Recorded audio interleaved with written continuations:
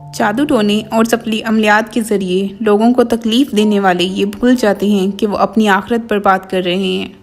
آج کی تحریر کا نام ہے وہم۔ سٹوری شروع کرنے سے پہلے میری آپ سے ریکویسٹ ہے کہ پلیز میرے چینل کو سبسکرائب کر لیجئے۔ آج پھر تمہیں وہی دورہ پڑ گیا۔ کس قدر وہمی اور شکی مزاج عورت ہو تم۔ دنیا میں وہم کا کوئی علاج آج تک دریافت نہیں ہوا اور یہ مرض لا علاج ہے۔ عامر صوبیہ کی بات پر غصے میں آ گیا اور اسے بہت برے انداز میں ڈانٹا۔ بے بسی کی وجہ سے صوبیہ کی آنکھیں بھر آئیں۔ یہ ایک ایسا موضوع ہے جس پر عامر کچھ سننے کو تیار نہیں ہوتا تھا اور وہ بے بس تھی، اپنی بات اسے سمجھانے سے لاچار رہتی تھی۔ ہر بار عامر اسے اسی انداز میں ڈانٹتا، ہر بار وہ الٹا اسی پر الزام لگا دیتا، کیونکہ صوبیہ کے پاس کوئی ثبوت نہیں ہوتا اور ثبوت حاصل کرنا تو صوبیہ کے لیے بہت مشکل تھا۔ میں سچ کہہ رہی ہوں، اگر آپ میری بات توجہ سے سنیں تو شاید آپ کی سمجھ میں آ جائے۔ میں نے خود اسے دیکھا تھا۔ بے بسی سے کہا، اس کی بات ادھوری ہی رہ گئی۔ جانے تمہارے اندر یہ وہم کیوں پیدا ہو گیا ہے؟ روز بروز تم ذہنی مریضہ بنتی جا رہی ہو۔ زندگی حرام کر کے رکھ دی ہے تم نے میری۔ اس کے لہجے نے صوبیہ کو لرزا کر رکھ دیا۔ اس کا رہا سہا حوصلہ بھی جاتا رہا۔ حیرت ہے مجھے تم پر، یوں تو تم بہت بڑی مولانی بنتی ہو، ہر وقت دوپٹہ سر پر مونڈے لمبی لمبی نمازیں پڑھتی رہتی ہو، مگر تمہارا ایمان اس قدر کمزور ہے، تمہیں تعویذ کنڈوں پر اعتبار ہے۔ عمر پلیز ایسے نہ کہو، ایسی بات نہیں ہے۔ میرا خیال ہے تمہیں کسی ماہر نفسیات کی ضرورت ہے۔ اگر یہی حال رہا نا تمہارا تو اگلے چند سالوں تک میرے لیے عذاب بن جاؤ گی۔ اس کے چہرے پر پھیلے کرب کو دیکھ کر عمر کے دل میں ندامت ہوئی۔ اس نے اپنا لہجہ کنٹرول کیا، لیکن اس کے سنگ دلانہ لہجے نے اس کو تڑپا کر رکھ دیا اور ایک اندیکھا سا دھواں اس کے چہرے پر دکھ کا غبار بن کر چھا گیا۔ مگر عمر نے خود دیکھا تھا اپنی آنکھوں سے کہ نادیہ نے خود چینی میں سفید سفوف ملایا تھا اور وہ چینی خاص ہمارے لیے استعمال ہوتی تھی۔ عمر نے کچھ ناگوار نظر سے اس کے خستہ حال وجود کو دیکھا جو ان چند دنوں میں زیادہ ہی بے حال ہو گیا تھا۔ اس نے اپنے سر کو زور سے نفی میں ہلایا۔ میں مان نہیں سکتا میری بہن ایسا کیوں کرے گی، اور اسے تم سے ایسی کیا جلن تھی جو وہ تم پر جادو ٹونا کرنے لگی۔ ایک تو مجھے یہ سمجھ نہیں آ رہا کہ تم ہر وقت اس کی جاسوسی میں کیوں لگی رہتی ہو۔ تمہیں کوئی اور کام نہیں؟ تم شکی عورت ہو، تمہارا مرض روز بروز بڑھتا جا رہا ہے۔ صورت دیکھو ذرا اپنی، جلاپے اور بیکاری کے غصے سے کیسی ہوتی چلی جا رہی ہو۔ آنکھوں کے گرد ہلکے پڑ گئے ہیں اور چہرے کی جلد جھلس گئی ہے۔ کہاں گیا تمہارا وہ روپ جس میں گلابیاں تھیں؟ اس طرح دیکھو تم اپنا نقصان کر رہی ہو۔ اس کی افسوسناک حالت دیکھ کر عمر کا دل یکدم موم ہوا تھا۔ اس نے اپنے غصے کو دبا کر نرمی سے اپنی شریک حیات کو سمجھایا۔ صوبیہ اور عمر کی پسند کی شادی تھی، دونوں ایک دوسرے کو بہت چاہتے تھے۔ عمر کے گھر والوں کو اس کی پسند کے آگے جھکنا پڑا۔ صوبیہ پڑھی لکھی خوبصورت لڑکی تھی اور عمر کا بہت خیال رکھتی تھی، اور وہ بھی اس کے بغیر ایک قدم بھی نہ چل پاتا تھا۔ اس کی ہر ضرورت کا خیال رکھتا تھا۔ اس کی یہ الفت اور ناز برداریاں اس کی ساس اور ننند کو کھٹکنے لگیں۔ یہ تو بڑی تیز ہے، کیسے عمر کو قابو کر لیا۔ ساس کو بہو کی خوبیاں بھی خامیاں لگتی تھیں کہ وہ شوہر کو اتنی توجہ دیتی ہے۔ اتنا احمق نکلا میرا بیٹا، وہ کہے رات کو دن تو یہ بھی دن کہے۔ ساس اپنی بہن فوزیہ کے آگے دل کے پھپولے پھوڑ رہی تھی۔ میرا بیٹا میرے ہاتھوں سے نکلا جا رہا ہے۔ ارے اب بھی کچھ نہیں بگڑا بہن، اب بھی بہت کچھ ہو سکتا ہے، خیال رکھنا پڑے گا، ورنہ وہ جادوگرنی تو تیرا بیٹا لے اڑے گی۔ خالہ فوزیہ بھی عمر کی ماں کے غم میں برابر کی شریک تھی۔ میری نظر میں ایک عامل ہے، تیر کی طرح سیدھی ہو جائے گی تیری بہو، پھر تماشا دیکھنا عمر اس کی بولتا ہے یا تمہاری۔ خالہ فوزیہ کو بھی صوبیہ سے بیٹھ تھا، کیونکہ وہ عمر کو اپنی بیٹی کا رشتہ دینا چاہتی تھی اور وہ ہمیشہ اپنے داماد کے روپ میں دیکھا۔ عمر کی ماں بھی راضی تھی، مگر نہ جانے یہ منحوس صوبیہ عمر کو کیسے پسند آ گئی۔ وہ کپڑے تار پر پھیلا کر پلٹی تو تیز دھوپ کی وجہ سے سر چکرا گیا۔ پاس پڑے پلنگ پر بیٹھ کر ہانپنے لگی۔ ارے کیا ہوا صوبیہ، خیر تو ہے؟ کیا چکر آ گیا تمہیں؟ ساس نے اسے سر تھامے بیٹھا دیکھ کر اس کے پاس آ کر پوچھا۔ نہیں امی، دھوپ اتنی تیز ہے کہ ایک لمحے کو سر چکرا گیا۔ اچھا، میں سمجھی کوئی خوشخبری والی بات ہے۔ اب تمہاری شادی کو 3 برس ہو گئے ہیں۔ ان کی چوٹ پر وہ ہمیشہ کی طرح پریشان ہو گئی۔ بس امی دعا کریں، اللہ کی مرضی۔ اداسی اس کے پورے وجود میں حلول کر گئی۔ دکھ تو اس کا اپنا تھا، مگر کچوکے بھی اسے سہنے پڑ رہے تھے۔ عمر سے بات کرو اور ڈاکٹر کے پاس جاؤ، معلوم تو ہو آخر مسئلہ کیا ہے۔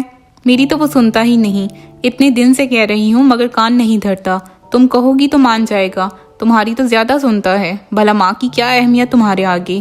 ان کا یہ حملہ اس کے زخمی وجود میں سنسناتا ہوا اتر گیا۔ ساری کرواہٹ ہی اس بات کی تھی کہ عمر اس سے اتنی محبت کیوں کرتا ہے اور اس کی ہر بات کیوں مانتا ہے، کیونکہ بے اولادی کے باوجود اس کا شوہر اسے اتنے لاڈ سے رکھتا ہے۔ رات کے اس پہر وہ نیند سے ادموا ہو رہا تھا، مگر وہ حسب معمول موضوع لے کر بیٹھ گئی جس سے اسے شدید خوف تھی۔ میں اس کی جاسوسی نہیں کرتی عمر، میں کسی کام سے کچن میں گئی تو نازیہ وہ چینی میں کچھ ملا رہی تھی۔ وہ چینی جو صرف ہم استعمال کرتے ہیں؟ تو ابھی میں نادیہ کو بلا کے پوچھ لیتا ہوں، سارا معاملہ ہی صاف ہو جائے گا، عمر نے کہا۔ نہیں عمر، اس طرح تو تمہاری ماں بہن چل مجھے ٹھکانے لگا دیں گی۔ اس کی خوبصورت آنکھوں میں خوف کے سائے لہرانے لگے۔ وہ شدید قسم کے عدم تحفظ کا شکار ہو گئی تھی۔ اپنی جان سے عزیز بیوی کو اس حالت میں دیکھ کر عمر کا دل کٹ کر رہ گیا اور اس کے دل میں اس کے لیے ایک ساتھ محبت اور ہمدردی کے جذبات امڑ آئے۔ یہ تو واقعی ذہنی مریضہ بن گئی ہے، اسے اس وقت توجہ اور ہمدردی کی ضرورت ہے۔ اس نے ایک پل میں سوچا اور اگلے لمحے اسے اپنے حصار میں لے لیا۔ آنسو اس کی پلکوں سے ٹوٹ ٹوٹ کر گرنے لگے۔ شوہر کی ذرا سی لگاوٹ نے اس کے گھائل دل کو اور بھی کمزور کر دیا۔ نہ جانے تم کیا سوچتی رہتی ہو، پلیز خود کو سنبھالو۔ اس وہم سے وہ اسے سمجھاتے ہوئے خود بھی پریشان ہو گیا۔ عمر، ہماری شادی کو 3 سال ہو گئے، ہماری اولاد نہیں۔ آپ دل میں تو سوچتے ہوں گے نا یہ بات؟ چپ کر پگلی، یہ تو رب کی مرضی ہے، جسے چاہے نہ دے۔ جب وہ مہربان ہوگا تو سب ٹھیک ہو جائے گا، تم نہ سوچا کرو اس بارے میں۔ مگر عمر، تمہاری امی اور بہن بھی تو اسی بے اولادی کی وجہ سے یہ سب کر رہی ہیں میرے ساتھ۔ وہ پھر اسی موضوع پر لوٹ آئی تھی۔ تم چھوڑو ان باتوں کو، میں کل ڈاکٹر کے پاس لے کر جاؤں گا تمہیں۔ اور صوبیہ دکھ سے سوچتی رہی۔ عمر اس کی بات کو اہمیت نہیں دے رہا تھا۔ ایک شام کھانا پکاتے ہوئے وہ استری کا سوئچ کھلا چھوڑ آئی۔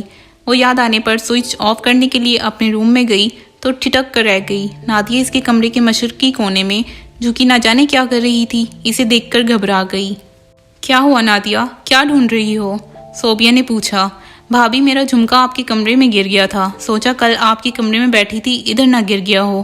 صوبیہ کی طبیعت ہر وقت خراب رہنے لگی تھی، کوئی کام کرنے کو دل نہ کرتا تھا۔ عمر سے بھی اب اکثر تکرار رہتی تھی۔ اس کے اگلے دن نادیہ اس کے روم میں دیواروں پر پانی کا چھڑکاؤ کر رہی تھی۔ پوچھنے پر بتایا یہ دم کا پانی ہے۔ صوبیہ کو تو پہلے سے ہی اس پر شک تھا۔ عمر سے بات کی تو کہنے لگا، کیسی جاہل عورت ہو، شکی عورت دم کے پانی پر بھی شک کرتی ہو۔ وہ ہر صورت عمر کو بتانا چاہتی تھی، مگر اتنی بھٹکار کے باوجود وہی موضوع لے کر بیٹھ جاتی۔ اب دونوں میاں بیوی اپنی جگہ پریشان رہنے لگے۔